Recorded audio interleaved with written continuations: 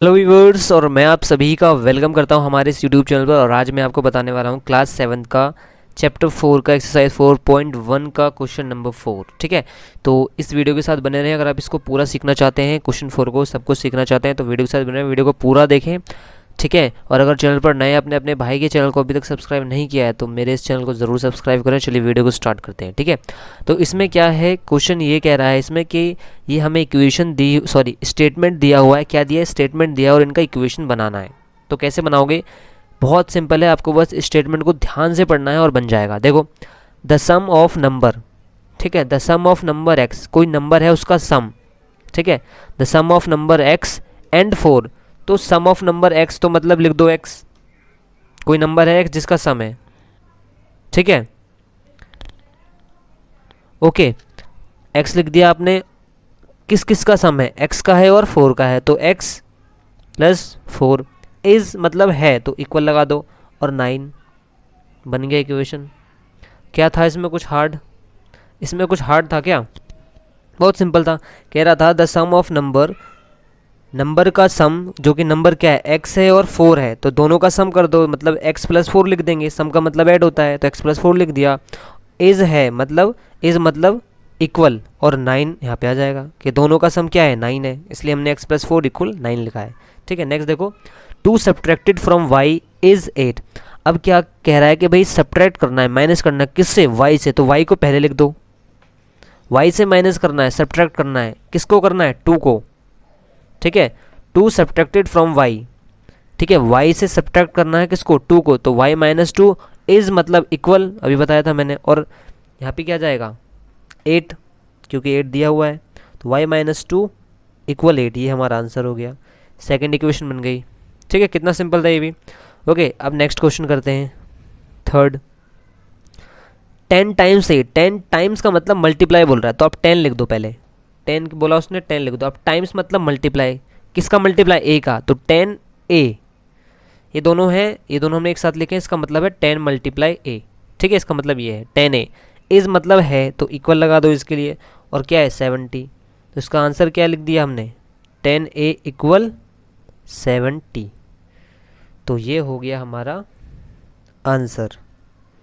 तो मैं आशा करता हूँ आपको ये भी अच्छे से समझ में आया होगा। जो भी नहीं समझ में आया आप कमेंट में मुझे ज़रूर बताएं कि आपको क्या समझ में नहीं आया, मैं ट्राई करूँगा उसको समझाने की और अच्छे से। ठीक है, नेक्स्ट देखो, द नंबर बी, एक नंबर है बी। ठीक है, द नंबर बी, तो बी नंबर है, डिवाइड बाय 5, जिसको डिवाइड किया गया है 5 से, तो बी लिख दो जैसा उसने बोला। डिवाइड बाय 5, किससे डिवाइड किया? 5 से, तो डिवाइड ऐसे होता है, और नीचे लिख दो 5, हो गया। डिवाइड बाय 5 गिव्स 6, देता है, तो गिव्स का मतलब इक्वल लिख दो। क्या देता है? 6, तो ये आंसर हो गया।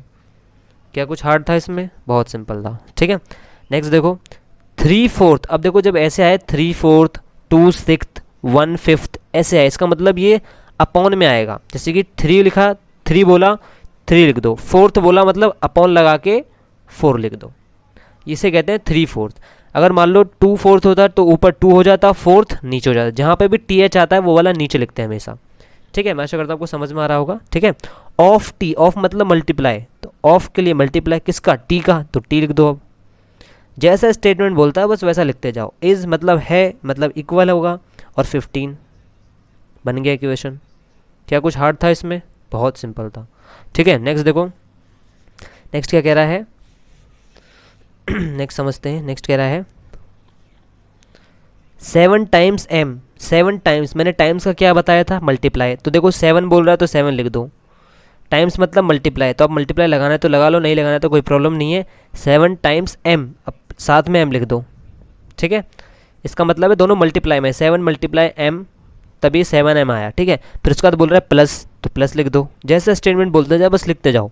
फिर कह रहा है +7, तो 7 लिख दो, प्लस के बाद 7। ठीक है, फिर उसके बाद कह रहा है गेट्स यू, मतलब हमें मिलेगा, तो गेट्स मतलब इक्वल, क्या मिलेगा? 77, क्या मिलेगा?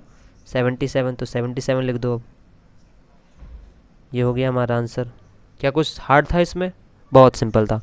अब देखो फिर से एक और क्वेश्चन आ गया, 1/4, तो अभी मैंने बताया था, जैसे कि पहले वाला क्या बताया था, 3/4, तो देखो 3 इसने बोला तो हमने 3 लिख दिया, फिर 4th जिसमें TH आएगा वो नीचे आएगा, तो वैसे ही यहाँ पे करना है हमें। अब क्या कह रहा है? 1/4, क्या कह रहा है? 1/4, तो लिख देंगे 1 बोला है तो 1, अपॉन लगा दो, फिर उसके बाद फोर्थ बोला, TH में मतलब 4 वाला नीचे आएगा। ऑफ, ऑफ मतलब मल्टीप्लाई बताया था, फिर A, तो A लिख दो अब, ठीक है।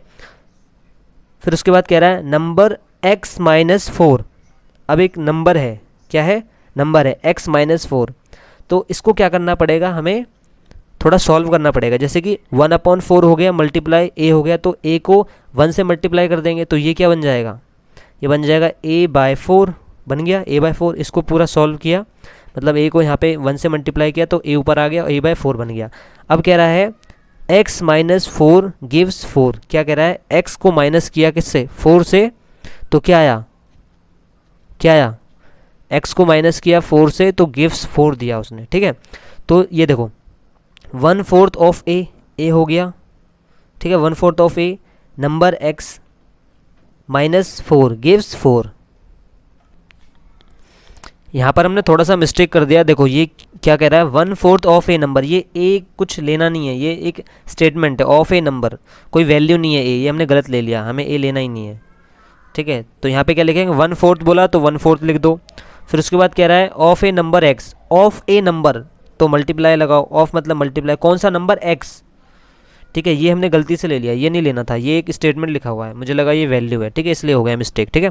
तो 1/4 ऑफ ए नंबर x तो मल्टीप्लाई में हो गया, फिर उसके बाद क्या कह रहा है -4, तो माइनस लगा दो, 4 लिख दो, गिव्स मतलब इक्वल, और क्या दे रहा है 4, तो ये आंसर हो गया। अब इसे अगर ठीक से लिखा जाए तो आप इसे ऐसे लिख सकते हो, मैं दूसरे पेज पे लिख के दिखाता हूँ। इसे हम इस तरीके से लिखेंगे, क्या हुआ ये 1/4 मल्टीप्लाई एक्स, ऐसे हुआ ना, 1/4 मल्टीप्लाई एक्स माइनस, फिर उसके बाद 4 इक्वल 4, -4 इक्वल 4। तो देखो इसको इससे मल्टीप्लाई किया 1 से, तो x/4 ये हो गया, माइनस लगाया ये 4 हो गया, इक्वल 4, ये हो गया हमारा आंसर, ठीक है। तो वहाँ पे जगह नहीं थी इसलिए मैंने इस वाले पेज पे आपको बता दिया। किसका आंसर है ये हमारा, ये है हमारा 5th 6th 7th का आंसर है, ठीक है। तो ये 7 का आंसर हो गया, ठीक है। तो इस तरीके से करेंगे, ओके। नेक्स्ट देखो 7 के बाद 8 नंबर देखते हैं, 8 का आंसर क्या है, ठीक है। तो 8 वाला देखिए, if you take away 6 from 6 times y, अगर आप क्या कह रहा है कि भाई अगर आप 6 को from मतलब माइनस कह रहा है यहाँ पे, from माइनस करने के लिए, ठीक है, किससे 6 टाइम्स y, ठीक है। तो इसको कैसे लिखोगे, पहले 6 टाइम्स y लिख देंगे, 6 टाइम्स y मतलब 6y। अब क्या करना है, from मतलब माइनस किससे, 6 से, तो ये हो गया, ठीक है। इफ़ यू टेक अवे 6, अगर तुम 6 निकाल लेते हो, ठीक है, निकालने के लिए हमने माइनस का साइन लगाया और 6 लिख दिया, किस में से, 6 टाइम्स y, तो 6y, यू गेट 60, तो तुम्हें क्या मिलेगा, 60 मिलेगा। ओके, फिर से समझाता हूँ इसे, क्या कह रहा है कि भाई अगर आप 6 को इफ़ यू टेक अवे मतलब वहाँ से उसे निकाल लेना, ठीक है, जैसे 10 था तो 10 में से 6 निकाल लेना, 6 माइनस कर देना, तो यही कह रहा है कि अगर तुम 6 टाइम्स y में से 6 को माइनस कर देते हो, तो देखो वही लिखा है, 6 टाइम्स y में से माइनस कर देते हो 6 को, तो तुम्हें क्या मिलेगा, यू गेट 60, क्या मिलेगा, यू गेट 60। तो ये ऐसे हो गया आंसर। ओके, मैं आशा करता हूँ आपको समझ में आया होगा।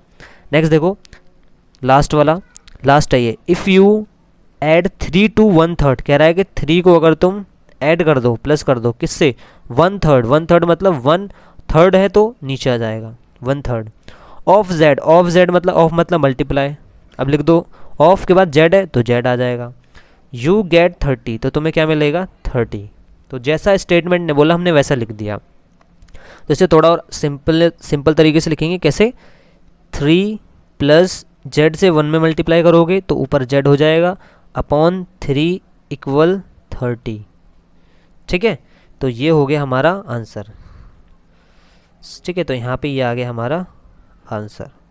इस तरीके से फिर से समझाता हूँ इसे, देखो कह रहा है इफ़ यू ऐड 3, तुम 3 को ऐड करते हो तो हमने 3 लिख दिया, किस में ऐड करेंगे, 2 1/3, तो प्लस लगा दिया 1/3 में, तो 1/3 1/3, ऑफ मतलब मल्टीप्लाई बोला था मैंने, तो ऑफ के लिए मल्टीप्लाई लगाया, जेड तो जेड लिख दिया, ठीक है।